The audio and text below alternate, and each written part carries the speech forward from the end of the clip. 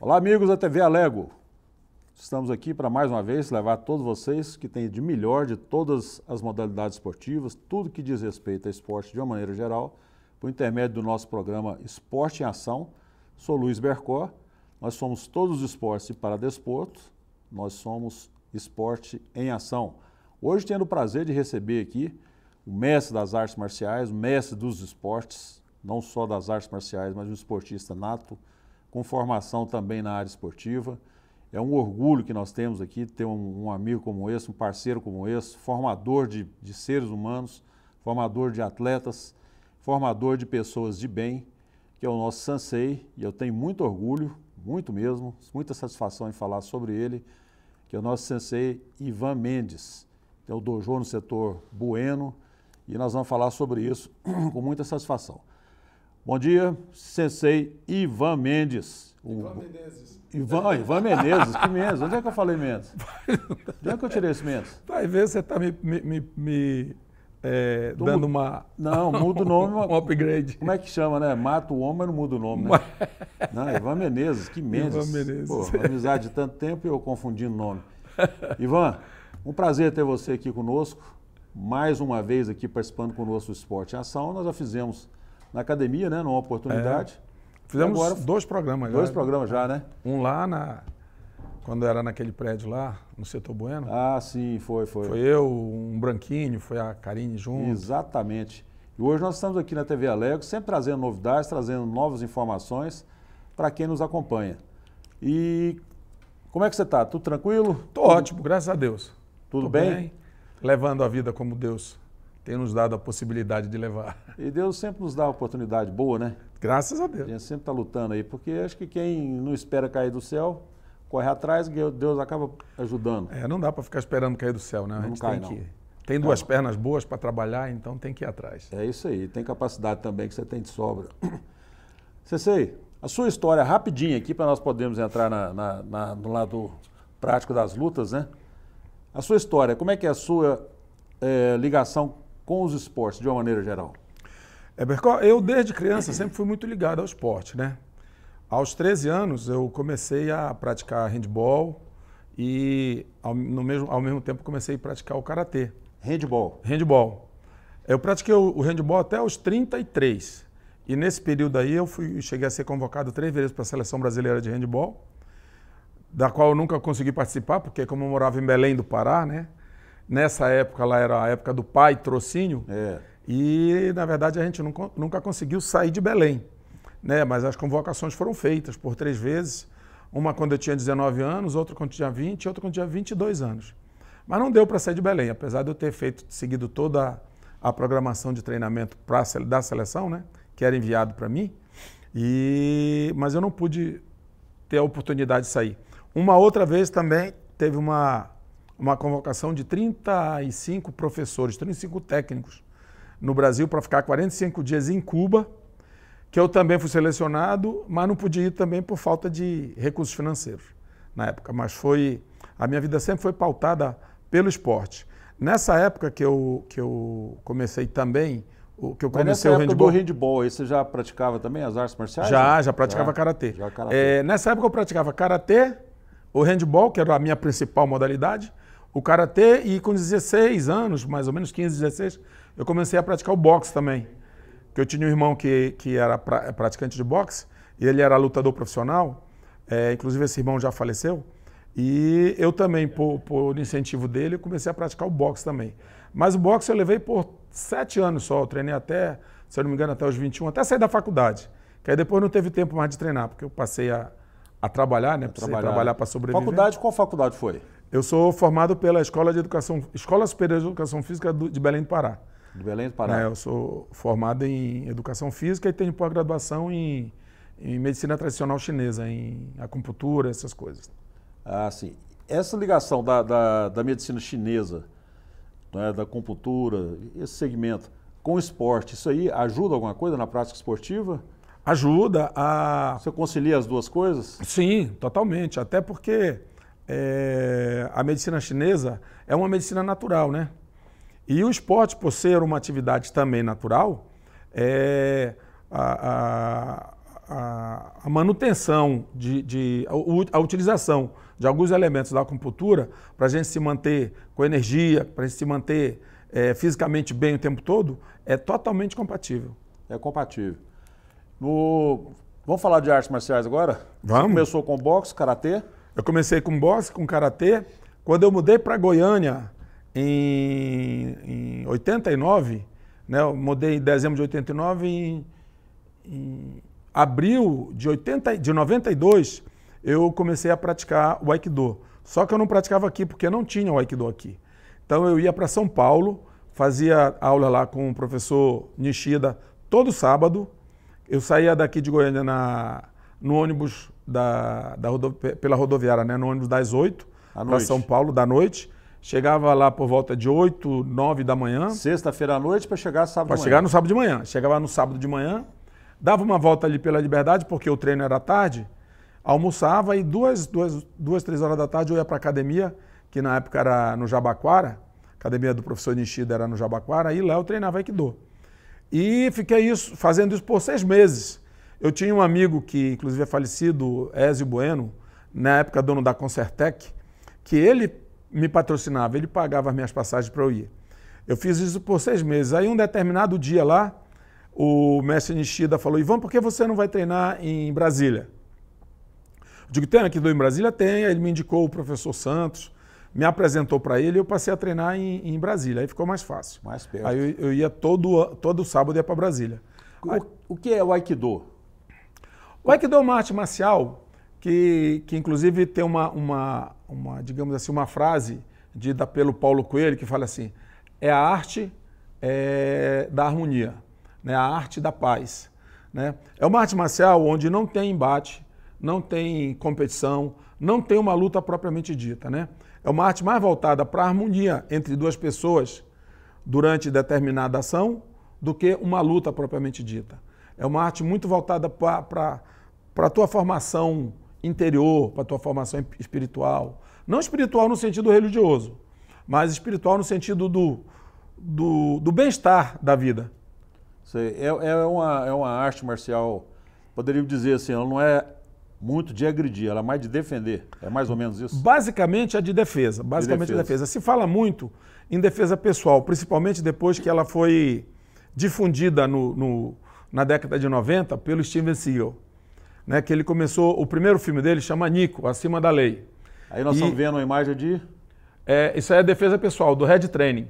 É uma imagem de uma modalidade que a gente tem lá de defesa pessoal. Tá. Você estava falando sobre o Steve Seagal, vamos ver, que é um ídolo, né, do cinema nacional, internacional. Né? O Steven Seagal foi o grande responsável pela maior difusão do Aikido no mundo. Né? Principalmente com o primeiro filme dele, que chama Nico, Acima da Lei. Quem quiser conhecer um pouco do Aikido pode assistir esse filme, é muito antigo, mas talvez ache aí no YouTube, não sei se tem no Netflix. E foi um filme que deu uma abrangência muito grande ao Aikido, por mostrar o Aikido como ele é na prática, voltada para essa questão mais espiritual, mais como Budô propriamente dita, como arte marcial propriamente dita, e ele fez uma correlação também com a defesa pessoal nesses filmes. Só que assim, se a gente for analisar a defesa pessoal como ela é, na verdade, talvez arte marcial nenhuma, talvez eu agrida com o que eu vou falar aí, mas talvez arte marcial nenhuma sirva. Porque assim, o dia a dia é muito diferente do que é a prática de uma arte marcial. Porque você vai praticar arte marcial, você tem o ambiente controlado, o ambiente é controlado. Primeiro, igual o estúdio aqui, você tem toda uma estrutura própria para fazer o que você faz. A academia é a mesma coisa. Se cria toda uma estrutura que traga benefícios para o aluno, onde ele não venha ter lesões, não venha se machucar no treinamento. Então, assim, você tem um controle do piso, que é fofo, é macio, você tem um controle do professor, você tem um controle da intensidade, você tem o controle dos tipos de golpes que devem ou não ser... Sabe a hora que vai ter o golpe, né? Exatamente. Então é tudo controlado. Na rua, não. Na rua não existe o controle. Então assim, na rua é feito do nada, é de surpresa. E aí? É complicado. Não é combinado, né? Essa reação... pois é, a arte marcial te dá noção né, uma noção, uma noção não, um conhecimento profundo, Sim. né, da defesa pessoal, mas te dá uma noção também da proximidade do risco que o ser humano comum pode estar correndo na rua, que ele passa a ser um ser humano comum. Você sai da academia, você é comum. Bercó, eu acho que até talvez uns 20, 25 anos atrás, isso era possível. Mas nos últimos anos, as artes marciais, de um modo geral, elas se transformaram em esporte. Então, assim, a arte marcial praticada como esporte é uma coisa. Nada contra, é como a gente pratica na academia, mas a arte marcial praticada como defesa pessoal é outra coisa.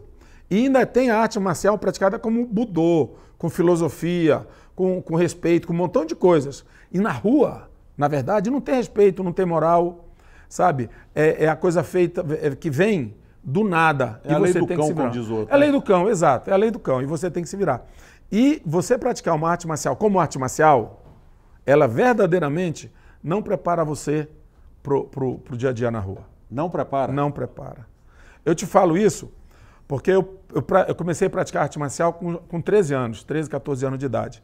Hoje eu estou com 65, daqui a 2 meses eu vou fazer 66, 66.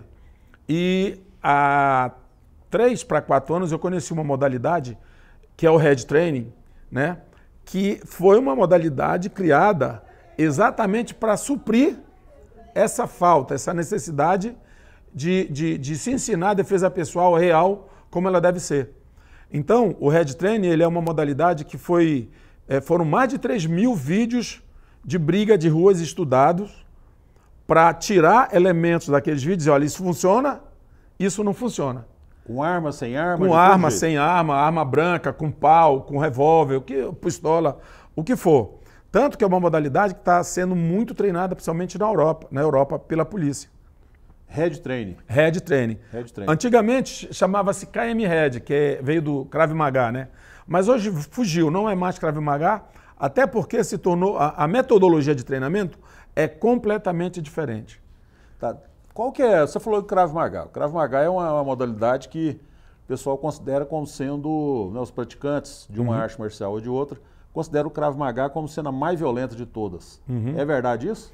Não. Eu não conheço muito de Krav Maga, mas existe a modalidade de luta mais violenta de todas, chama Lethwei. O Lethwei é uma modalidade praticada na Birmânia. Então é o boxe birmanês. É uma modalidade que se usa, se fala que o Muay Thai se usa 9 armas, 8 armas, né? Na Birmânia se usa muito mais, né? Porque são os pés, a canela, o joelho, o cotovelo, antebraço, mão, cabeça, dente.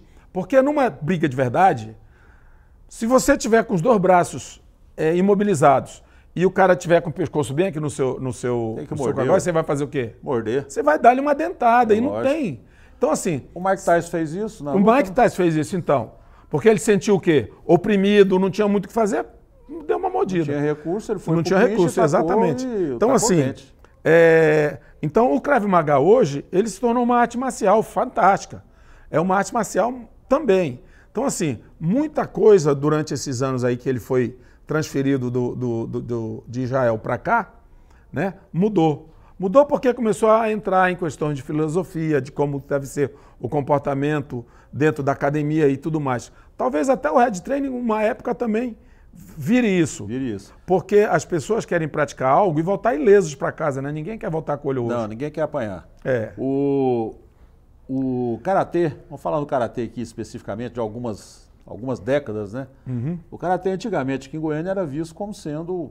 Eu estou falando que eu pratiquei o karatê inicialmente também, junto com aquela turma, com o Oswaldo, com o Dinho, os karatê, que é a turma antiga, né? Grande mestre de Goiânia. Só a turma mais antiga, né? A gente praticava, mas eu gostava de bola. Então eu ia lá de 10 em 10 dias, de 15 em 15 dias e levava um couro. Ia lá, apanhava de novo. Lá, os caras só estão melhorando. Aí eu falei para eles, pô, vem aqui para apanhar de vocês. Eles falaram, toda vez que você vier aqui, você vai apanhar. Ou treina com a gente, ou vem apanhar da gente. Eu não volto aqui mais, né? Mas o karatê era tido como uma defesa, não, defesa nada, era uma maneira de agredir, de bater na rua. E hoje não, de muito tempo para cá, é uma filosofia fantástica, uma filosofia de vida, né? O que acontece, assim, ao meu ver? Não só o karatê, eu falo as artes marciais as artes marciais de modo geral. Eu treinei judô na época da faculdade, eu treinei 3 anos de judô e jiu-jitsu, que não é o jiu-jitsu que pratica hoje. É um jiu-jitsu, era o jiu-jitsu mais budô, mais arte marcial. Hoje, o jiu-jitsu teve uma evolução, graças à família Gracie, a evolução foi muito grande e isso foi levado para o mundo, né? Então... Jiu-jitsu chegou no Brasil, no estado do Pará, né? No Pará, com o Conde Coma, com o mestre Conde Coma, que foi quem começou a dar treinamento para a família Gracie era toda Gracie de Belém do Pará. De Belém do Pará. Né? Então, eles começaram a aprender o jiu-jitsu japonês. Só que o Hélio, que era um dos mais fracos dos irmãos, né? Ele desenvolveu uma fórmula que ele pudesse lutar com qualquer um, apesar de ser magrelinho, franzino e até meio tinha alguma doença naquela época. Ele desenvolveu uma forma de jiu-jitsu que ele podia praticar com todo mundo, com qualquer um, independente do tamanho, e ganhava. Então, assim, o cara fez uma evolução fantástica. Ele usou menos a força e mais a técnica, né? Muito mais. A base da alavanca, né? Que a base da alavanca. Exatamente. E no karatê, que é o karatê, o jiu-jitsu de hoje, o judô e tudo modernizou. A gente observa isso aí. É o que eu estou te falando. Olhos nus, né? Quando as pessoas começaram a conhecer o karatê e começaram a ir para o Japão, ver como que ele era praticado lá, começou a trazer isso para cá. Então mudou um pouco essa história do treinar para brigar, né? Porque começou-se a utilizar a filosofia, né? da prática da arte, a filosofia do Budô, como a gente costuma falar, que você não vai pôr o teu filho numa arte marcial para ele chegar em casa com a cara quebrada. Lógico. Né? E ninguém quer isso. Então isso começou a mudar. E com essa mudança, com essa busca, eu, por exemplo, a primeira vez que eu fui no Japão foi em 97. De lá para cá eu já fui mais 5 vezes. Então, assim, lá no Japão também o karatê mudou, porque começou também a se voltar mais para o esporte. Mas existem algumas regiões do Japão, como Okinawa, por exemplo, que mantêm o karatê de forma raiz. E é uma região que eu não fui ainda, que eu quero conhecer numa próxima vez que eu vá. Então o esporte mudou muito. Ele deixou de ser praticado como budô e passou a ser praticado como esporte. Como esporte. Agora, tudo é o trabalho de equipe, né? E aqui também na Alego, aqui na TV Alego também nós trabalhamos em equipe. O que seria de nós aqui se nós não tivéssemos o Kennedy lá como nosso diretor de imagem, não tivesse o Elias que está nos colocando aqui com as câmeras no ar, e a Luana que é a nossa produtora. Quer dizer, tudo é equipe, né? A equipe e o rendimento é muito superior. E nós ficamos muito satisfeitos em termos essa equipe aqui na TV Alego, que nos proporciona, inclusive, a condição de convidar uma pessoa da sua expressão para estar aqui conosco. Muito legal isso aí. Ivan, eu queria fazer mais uma colocaçãozinha aqui. A gente tem que seguir os exemplos, as recomendações aí que a gente vê pela televisão, né? Que não deixa de ser uma recomendação, não deixa de ser uma orientação que a gente recebe. Uma modalidade, o karatê deixou de ser um esporte olímpico. Perdeu a oportunidade. Perdeu a oportunidade. O taekwondo vem crescendo muito no Brasil, né, tanto na prática como em resultados também, né? Da mesma forma o judô vem trazendo ali aquelas meninas de sempre, a Maíra e outros mais que vem trazendo já há algum tempo, né? Cada um pronuncia de um jeito. Eu falo Maíra, outros falam Mayra, né? Cada um fala de um jeito. Mas é a mesma pessoa. Você acha que o karatê perdeu o espaço? Por que motivo poderia ter perdido o espaço, que é um esporte tradicional? É uma modalidade tradicionalíssima. Eu acho que tudo se perde quando ele é pulverizado demais. Então... São 12 federações que nós temos. Não tem mais, se eu não me engano, são 21 federações. Aqui em Goiás? No Brasil. No Brasil. No Brasil. Hoje qualquer um, por exemplo, eu posso juntar outros 3 ou 4 amigos que tem academia e montar uma federação nossa, fazer o nosso campeonato mundial e tirar dali um campeão mundial. Então, da faixa preta, da faixa que quiser. Né? Perdeu muita credibilidade por isso. Entendeu? Na verdade, tinha que ser... No Japão, são vários estilos, escolas diferentes, é uma coisa. Mas lá, quando tem um campeonato japonês, e cada escola tem a sua regra, tem a sua norma. Mas eu quero levar a minha equipe para participar do seu campeonato. O que eu devo fazer? Né? Eu devo seguir as regras do seu campeonato. Não é uma federação. A JKA tem a competição específica da JKA, Quem quiser participar da competição... JK, o que significa? Japan Karate Association. Ah, tá. É a escola a qual nós somos ligados. Eu não sou ligado a nenhuma federação no Brasil. Eu era ligado à Federação do Karatê Tradicional. Mas devido a muita briga, muita política, muita... né? Coisas que eu não é bom nem comentar, eu preferi ficar sozinho muito tempo. Até que, em uma conversa com um dos meus mestres, que foi o professor Matida, que hoje é a quem eu estou mais ligado, eu resolvi estar ligado... Matida, é o pai do Lyoto. Pai do Lyoto. Eu resolvi estar ligado... São paraense também, né? Não, ele é japonês, né? A família dele... ele veio direto primeiro, quando eles vieram do Japão. O Lyoto nasceu O Lyoto nasceu na Bahia. O Lyoto nasceu na Bahia. Na Bahia. Ele primeiro, quando ele veio para o Pará e foi chamado para dar um curso na Bahia, conheceu uma baiana lá, apaixonou, casou e ficou por lá. Olha só. Mas eu acho que com 1 ano e meio, 2 anos, ele resolveu voltar, vir com toda a família para Belém. Porque em Belém ele veio como engenheiro de construtor de ponte, você acredita, professor Matida? Ele é engenheiro que construía ponte. Então ele voltou para Belém porque naquela região ali como se construía muita ponte, porque muita tem água, muita né? ilha, muita água, né? Ele foi para lá. Até que ele se estabeleceu como professor de karatê, com o apoio que ele teve principalmente de uma universidade que se chama Kyokushinkan, do Japão. Hoje é o maior nome, um dos maiores nomes no mundo. Pois é. Essa disseminação, então, do karatê, porque nós tínhamos o karatê, a modalidade olímpica, né? Que ali quem fosse tinha que estar adaptado àquela modalidade específica. Sim, né? Exato. E essa disseminação que teve, aqui em Goiás, por exemplo, em torno aí de mais de 10 federações. No Brasil, você está dizendo, estimando aí em torno de 20, 21. Isso aí pode ter feito com que o karatê deixasse de ser, então, modalidade olímpica, por não ter uma personalidade? É difícil. Como é que o COI vai escolher uma federação? Qual karatê? E essa diferença, realmente? Tem muita diferença. Tem muita diferença.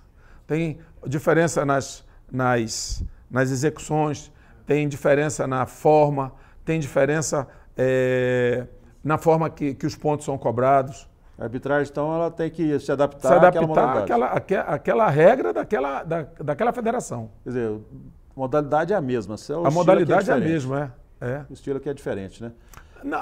Existe, ainda tem isso, né? A questão da Olimpíada exigir que, às vezes, tenham estilos diferentes na competição. Você sabe que o nosso tempo acabou, né? Infelizmente. Esse papo aqui a gente ia seguir com ele. Todo mundo que senta aí, a gente conversa de uma forma tão descontraída, quando vê o tempo já acabou. Alguma recomendação, assim, específica da sua atividade dentro das artes marciais? Das pessoas que estão nos acompanhando, que eu tenho certeza que a sua rede social é muito grande. Né? Alguma orientação específica, algum direcionamento específico que você gostaria de fazer para alguém, para todos? Bercó, a gente vive num mundo muito cruel hoje, né? E assim, a geração que está se formando hoje é uma geração que está muito mimimizada, né? Então, mimimizada é de mimimi mesmo. De mimimi mesmo, Então, assim, eu acho que a prática da arte marcial, independente dela qual for, com um professor que tenha uma boa formação, porque também isso é um detalhe. Eu sei de muitos... Você falou uma coisa aqui que eu gostaria de enfatizar. Posso enfatizar? Pode, por favor. Procure um bom professor que tenha um bom caráter, que vá te ensinar disciplina por intermédio da prática esportiva. Respeitar o próximo, sempre respeitando o próximo. Eu estou olhando para a câmera. Exato. Cara. Sempre respeitando. Não importa a habilidade, a força que você tem, a condição que você tenha. Respeite o próximo. A arte marcial, eu admiro a arte marcial, quem sabe usar a arte marcial. E não quem usa a arte marcial para ser agressivo. Exato. Tá? E assim, hoje com essa questão do bullying nas escolas, essas questões do excesso da agressividade do ser humano, né? Porque o individualismo está levando a essa agressividade. Eu acho que a prática de arte marcial é a prática esportiva que mais prepara a criança com uma formação voltada para a vida. Né? Todo esporte é muito bom, mas a arte marcial, para quem quer direcionar a formação do seu filho, da sua filha ou de si próprio, se puder direcionar com a arte marcial, é o melhor direcionamento que você pode dar para sua filha. Uma coisa que eu sempre defendi e defendo mesmo, com unhas e dentes. Sempre defendi isso, continuarei defendendo. por mais um dia, 10 anos, tanto de vida que eu tiver. A prática da arte marcial tem que ser uma matéria curricular dentro da formação. Eu concordo em gênero, número e grau. Escolar da criança, com 2 anos, com 3 anos, não importa a modalidade. No Japão é assim. Por que que uma criança no Japão foi perguntada, por que você pratica judô? Sabe qual foi a resposta? Não. Para eu colaborar para fazer um mundo melhor. Pronto, não está preocupado em bater nos outros. Quando Morihei Ueshiba criou o Aikido, essa foi a frase dele. Ele estava criando. Por que você criou essa? Mudou. Porque ele praticava uma arte marcial que chamava. Nós estamos esticando o tempo, você sabe. Aikijujutsu. Né? Mas era uma arte que treinava você para a guerra. Então, assim, não tinha um dia que as pessoas iam treinar que não saiu de lá machucadas. E ele resolveu mudar aquilo, porque ele queria levar aquela arte para todo mundo. Então, ele desenvolveu a arte para que todas as pessoas no mundo pudessem praticar. Aikido. Aikido. Aikido. Para ter um mundo melhor. Para ter um mundo melhor. A arte marcial é sinônimo de mundo melhor, né? A ideia é essa. A ideia é essa. É a disciplina. No esporte em si, disciplina muito, ajuda muito. Eu admiro a arte marcial por causa disso, porque o contato físico é normal na maioria das modalidades esportivas. Agora, a ação física, se impor pelo próprio preparo que você adquire, eu acho isso até uma covardia, né? Eu tenho 2 alunos que foram formados, que são seus sobrinhos, João Bercó e o Rafael Bercó. Rafael Bercó. Que foram formados por mim, faixa preta, e são 2 pessoas fantásticas. Um hoje é coronel da polícia, inclusive. Né? O Neto, o João Bercó, né? O João. Você conversa com o Neto, parece que está conversando com um idiota, né? De tão manso que o cara então, tranquilo. Você nem sabe, eu sei a história dele, mas quem não sabe, brinca com ele. Ver se vale a pena, né? Não vale a pena, não. De jeito nenhum. E ele vive me perguntando aí, como é que tá as coisas e tal, não sei o quê. Eu falei, tá tudo bem. Eu falei, tá mesmo, né? Porque se não tiver, talvez ele resolva. Talvez ele ajude. Não sei. Vamos embora? Vamos, infelizmente vamos, então. Sensei Ivan, esse aqui eu recomendo. Esse é um homem do bem, de bem, e que vai tratar bem também, vai preparar o seu filho para ser um ser humano antes de ser um exímio praticante, uma pessoa que se exercita por intermédio das artes marciais. Você pode ter certeza que disciplina e formação do caráter, tanto faz masculino como feminino, é com esse aqui, meu amigo Sensei Ivan. Eu costumo falar na academia que o menos importante para a criança é aprender a dar chute e soco. Mas o mais importante é ele aprender a obedecer, a respeitar e ter disciplina. É isso aí. Depois dessa nós podemos ir embora, né? Qual a palavra-chave da vida? Para mim é disciplina. Disciplina. Disciplina? Nada sem disciplina você alcança. Nada. Outro dia eu estava conversando com o aluno e ele falou, determinação. Determinação sem disciplina não adianta. Determinação sem disciplina é um perigo. Hein? Então, não adianta. Tudo que você for fazer, se não tiver disciplina, você não chega. Se nós não tivéssemos disciplina, nós nem estaríamos aqui, né? Nem estaríamos aqui. É isso aí. E nem esse pessoal, né? O Elias com a câmera, o Kennedy lá como diretor, a Luana produzindo nosso programa, nós não estaríamos aqui. É isso aí. Vamos embora? Vamos embora. Passamos do tempo aqui, faz de conta que não passou nada. Exato. Deixa o pau quebrado. Eu só tenho a te agradecer pela oportunidade. Eu estou lá na Academia Segmento Dojo, na T52 com a T29, tá? Atrás do TRT. Quem quiser conhecer nosso trabalho, chega lá. Vai ser um prazer receber a todos. É isso aí. E vale a pena que é um lugar bonito, lugar limpo, lugar arejado, onde você pratica as artes marciais em diversas modalidades, com profissionais competentes, com a mesma formação aqui, com o princípio é o mesmo. Vamos embora? Vamos embora. Gente, muito obrigado a vocês que nos acompanharam e estaremos de volta com a próxima edição, que eu nem sei quem é que vai participar conosco da próxima, mas com certeza é alguém tão qualificado como o Sensei Ivan. Um abraço e até lá.